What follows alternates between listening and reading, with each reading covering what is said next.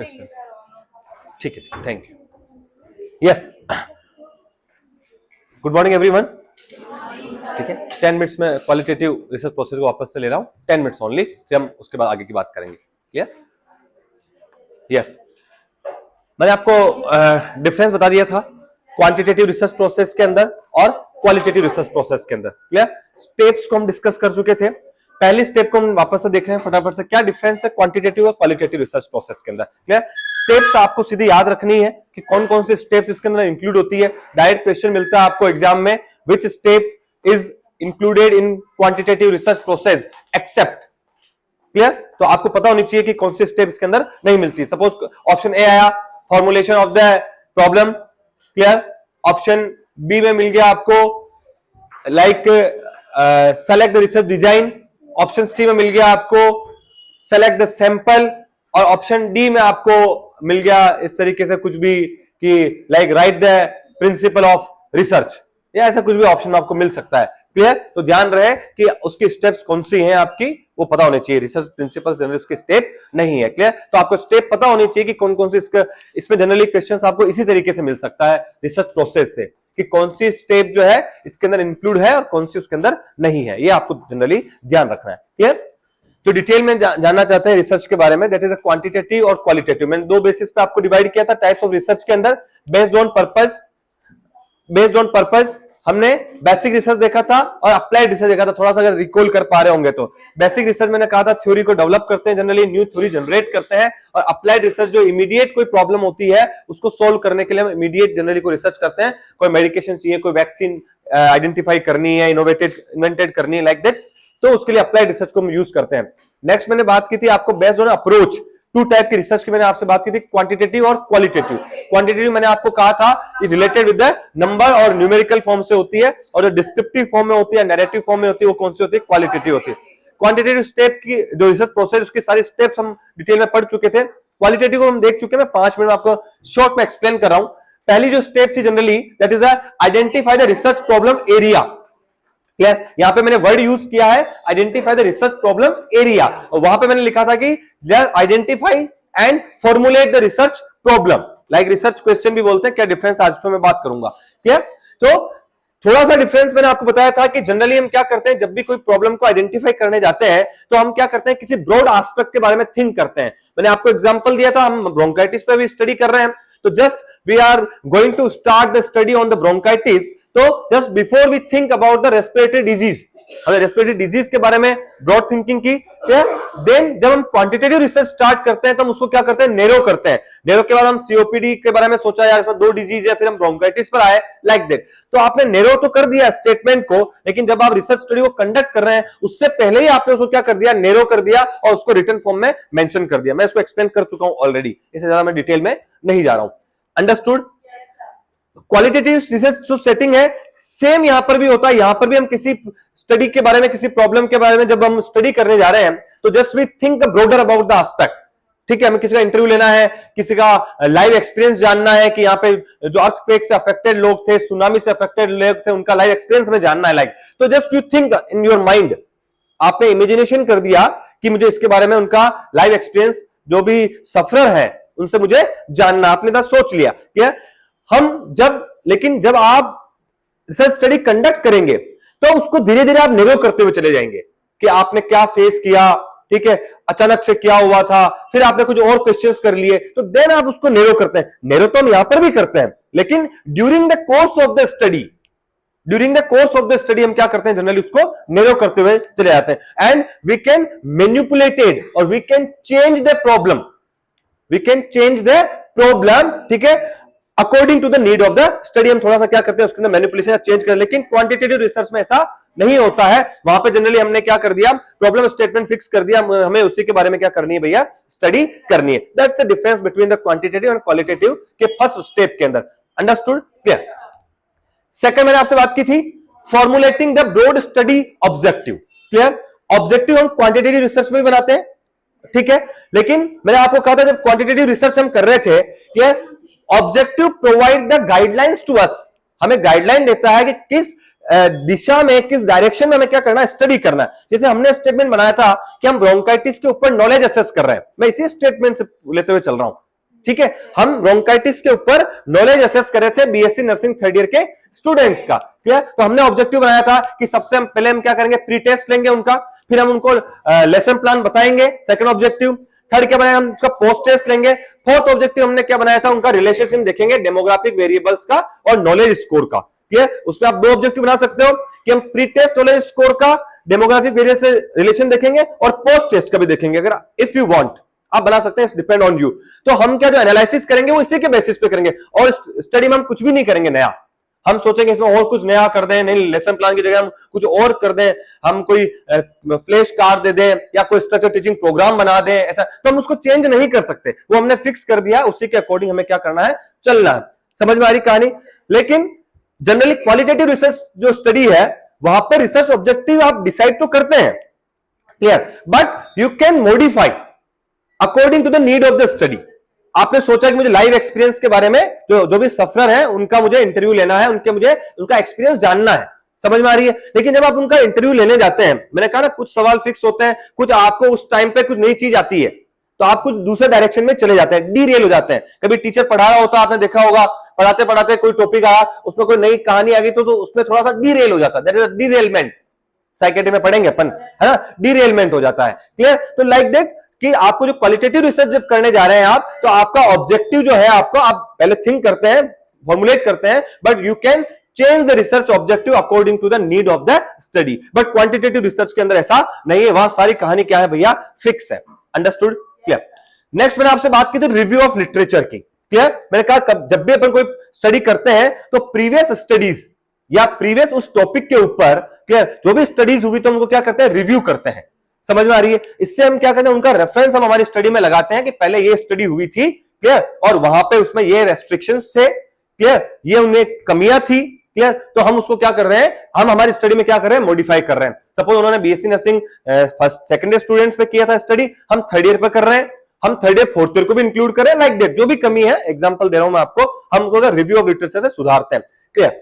लेकिन qualitative studies में मैंने बताया था आपको कि जो रिव्यू ऑफ लिटरेचर है, ज्यादा उसका सिग्निफिकेंस होता नहीं है कि आपने पहले से जान लिया कि यार वो उसका क्या पहले क्या एक्सपीरियंस था, तो आप थोड़ा बायासनेस हो जाती है, क्लियर। तो जनरली रिव्यू ऑफ लिटरेचर का इसमें कोई सिग्निफिकेंस होता नहीं है, बट रिव्यू ऑफ लिटरेचर हम थोड़ा सा इसलिए करते हैं कि ओनली हम जब स्टडी करने जा रहे हैं तो पहले से कोई स्टडी हुई है तो थोड़ा सा हम उससे आइडिया ले सके, only we get some knowledge from previous studies only. उसी के लिए हम जनरली क्या करते हैं, रिव्यू ऑफ लिटरेचर करते हैं। अदरवाइज ज्यादा रिव्यू ऑफ लिटरेचर का कोई क्वालिटेटिव स्टडीज में सिग्निफिकेंस नहीं है, बट क्वांटिटेटिव स्टडीज में सिग्निफिकेंस जनरली है। अंडरस्टूड। तीनों में डिफरेंस समझ में आ गया आपको, ठीक है। नेक्स्ट बात की थी अपन ने, entry in the research setting. उसके अंदर स्टेप्स अलग थी, इसके अंदर स्टेप्स अलग है, क्लियर। आपको जनरली मैंने एक एग्जांपल दिया था, सपोज इथेनोग्राफिक स्टडीज होती है, उसके टाइप्स है क्वालिटेटिव में, जिसको हम कल्चर को जानते हैं, सपोज, क्लियर। तो आप सपोज किसी ट्राइबल एरिया के अंदर, किसी भी ट्राइबल एरिया के अंदर आप उनका कल्चर को जानना चाह रहे हैं, क्लियर। तो एक ब्रॉड एस्पेक्ट है, कल्चर को आप जान रहे हैं, क्लियर। उसमें बहुत सारे एस्पेक्ट हो सकते हैं, क्या जैसे शादी के रिचुअल्स क्या है, खान पीन के रिचुअल्स क्या है, तो मल्टीपल आपके पास ऑप्शन उसमें हो सकते हैं, क्लियर। तो जब भी आप ये ध्यान रहे, जब भी आप रिसर्च सेटिंग के अंदर जाते हैं, आप सपोज कल्चर को आइडेंटिफाई करने के लिए ट्राइबल पॉपुलेशन के अंदर जा रहे हैं, तो थोड़ा सा वहां पे वो सेटिंग है, जो एरिया है, उसके बारे में थोड़ा सा नॉलेज होना आपको जनरली जरूरी होता है, ये ध्यान रहे इसके अंदर। या वहां के जो भी कुछ पीपल्स हैं उनसे कांटेक्ट होना जरूरी है, क्योंकि उनका नेचर किस तरीके का है। मैंने आपको एग्जांपल दिया था, बहुत सारी स्पीसीज ऐसी होती है जनरली वो इंसानों को भी खा जाती है, ठीक है। वो आपकी लैंग्वेज को अंडरस्टैंड नहीं कर पाए, तो आपको पता होना चाहिए कि ये कौन सी लैंग्वेज मेरी समझेंगे।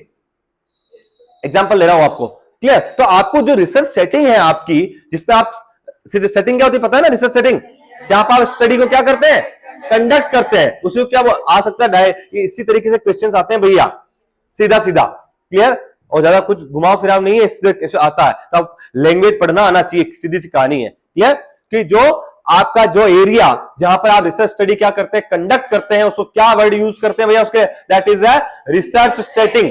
सीधा सीधा सा क्वेश्चन निकल करके आता है, क्लियर। क्वांटिटेटिव स्टडीज, मैंने आपसे बात की थी कि हम सरस्वती कॉलेज ऑफ नर्सिंग के BSc nursing third year students को ले रहे हैं, क्लियर। तो वो जो सरस्वती कॉलेज ऑफ नर्सिंग जो वेन्यू है आपका, ठीक है, वो आपकी क्या है, रिसर्च सेटिंग है, क्लियर। सेम क्वालिटेटिव में है, लेकिन आपको इसके पहले, जब एंट्री करने से पहले जनरली वहां के बारे में जानना थोड़ा सा जरूरी है, क्लियर।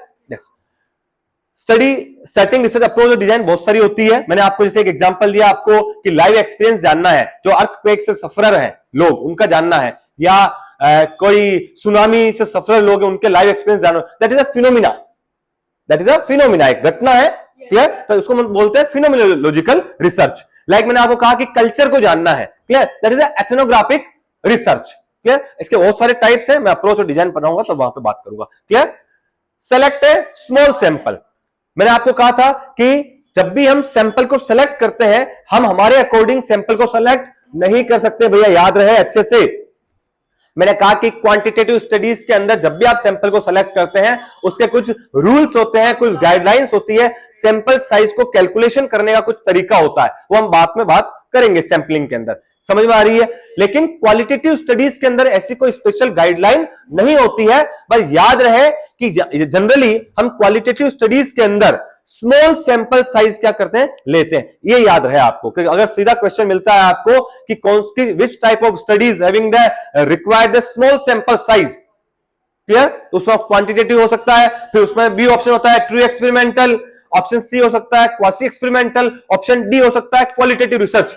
तो दैट इज अ क्वालिटेटिव, क्योंकि ट्रू और क्वासी जो उसी के सब टाइप्स हैं, वो मैं अभी बताया नहीं है इसलिए आपको पता नहीं है, पर वो आएगी कहानी आगे, समझ में आ रही कहानी। तो ये याद रहे कि स्मॉल सैंपल साइज की जनरली जो जरूरत होती है किसमें होती है, क्वालिटेटिव में। Generally 5 to 15 number of sample size अपन लेते हैं, इवन एक सैंपल भी आपने इंटरव्यूज देखे एक एक आदमी का होता है जनरली, तो एक क्वालिटेटिव स्टडीज है, समझ में आ रही है। एक इंटरव्यू का सीधा एग्जांपल आप समझ लो, तो उसमें आप एक सैंपल को भी सेलेक्ट कर सकते हैं। कहानी समझ में आई भैया। भाई याद क्या रखना आपको कि स्मॉल जो सैंपल साइज है वो स्मॉल कहां होती है, क्वांटिटेटिव में या क्वालिटेटिव में, क्वालिटेटिव में स्मॉल होती है comparatively quantitative. Understood, direct question सीधा यहां से ये बन सकता है।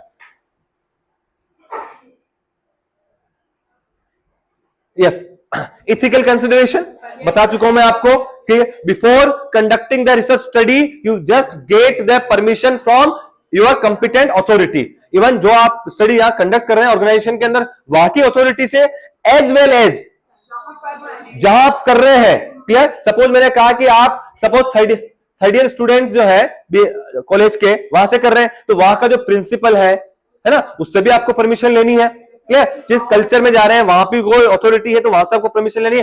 थर्ड चीज एक और, बच्चे बोले तो पार्टिसिपेंट, यहां हमारे बच्चे स्टूडेंट है, इसलिए हमें जो भी स्टडी के अंदर पार्टिसिपेंट है, जो सैंपल है हमारे, ठीक है, उनसे भी कंसेंट हमें लेना है। ये तीन चीज ध्यान रखें।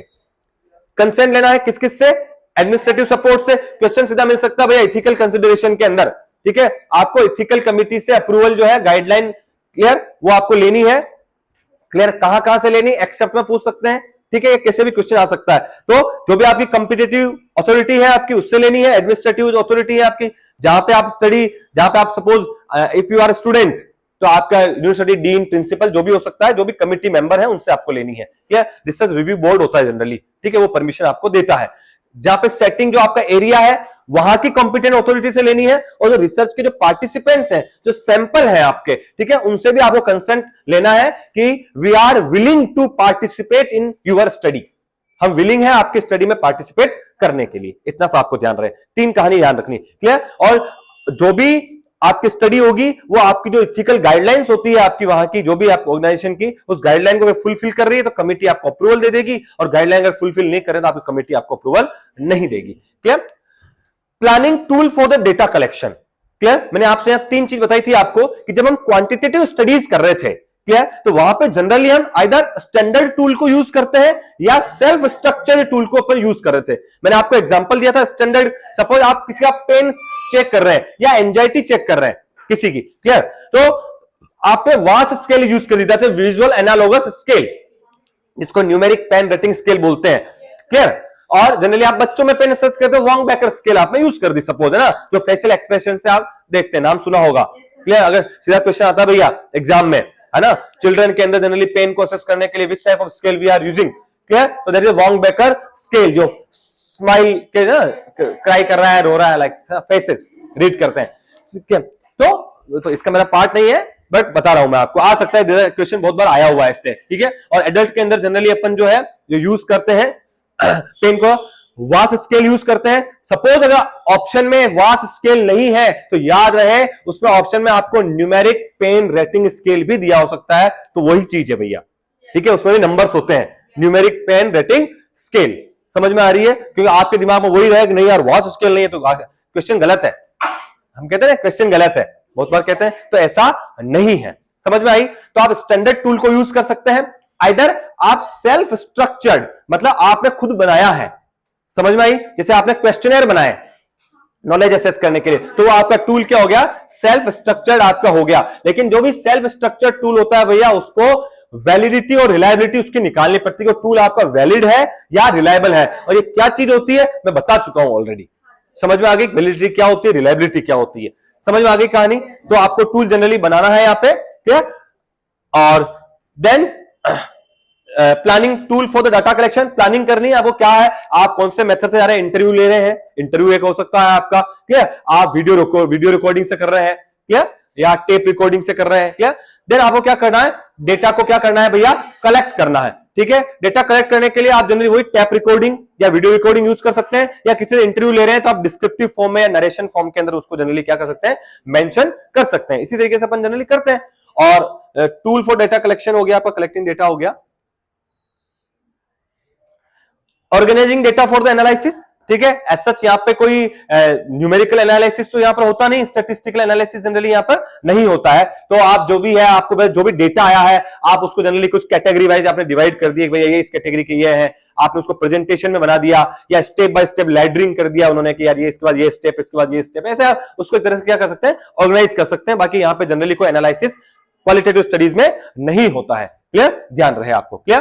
देन एनालिसिस, और मैंने आपको कहा कि यहां पर एनालिसिस को न्यूमेरिकल तो होता नहीं है, ऐसा तो है नहीं आपको 10 में से 8 नंबर आए, मैंने देख लिया भैया 8 नंबर है तो गुड है, बाकी बैड, ऐसा तो है नहीं। यहाँ पर जनरली आप किसी, मैंने आपका इंटरव्यू लिया सपोज, तो मैंने आपको नोट डाउन किया, आपने कल्चर के बारे में बताया, जो भी बताया, तो जनरली वर्ड्स का क्या करते हैं अपन, क्या करते हैं, एनालिसिस करते हैं। क्लियर? क्वालिटेटिव वर्ड्स का क्वांटिटेटिव अपन न्यूमेरिकल फॉर्म में करते हैं। क्लियर? और जो भी फाइंडिंग्स आती है जनरली उसको क्या करते हैं, डिसेमिनेट करना, मतलब मैंने क्या कहा, पब्लिश करना, लोगों तक पहुंचाना। बट जनरली यहाँ पे स्मॉल सैंपल साइज होती है। क्लियर? दैट्स व्हाई हम जनरली इसको ज्यादा जनरलाइज नहीं कर पाते हैं, है ना? क्योंकि जब मैंने आपका इंटरव्यू लिया, ठीक है, आपने अपने बारे में बताया, तो मैं ये कहूं कि जो आपने बताया वो सबके लिए लागू होता है, that is not possible. Suppose आप बीएससी नर्सिंग थर्ड ईयर के स्टूडेंट है, मैंने आपके बारे में जाना कुछ भी चीज के बारे में, क्लियर, और मैं इसको जनरलाइज करूं कि नहीं है भैया बीएससी नर्सिंग के थर्ड ईयर के सभी स्टूडेंट का बिहेवियर लाइक इस तरीके का है, तो आई थिंक वो सभी के लिए एप्लीकेबल नहीं है। समझ में आई कहानी? क्लियर? खत्म करें इसको, ठीक है, शॉर्ट में डिटेल बता चुका हूं उसके बारे में।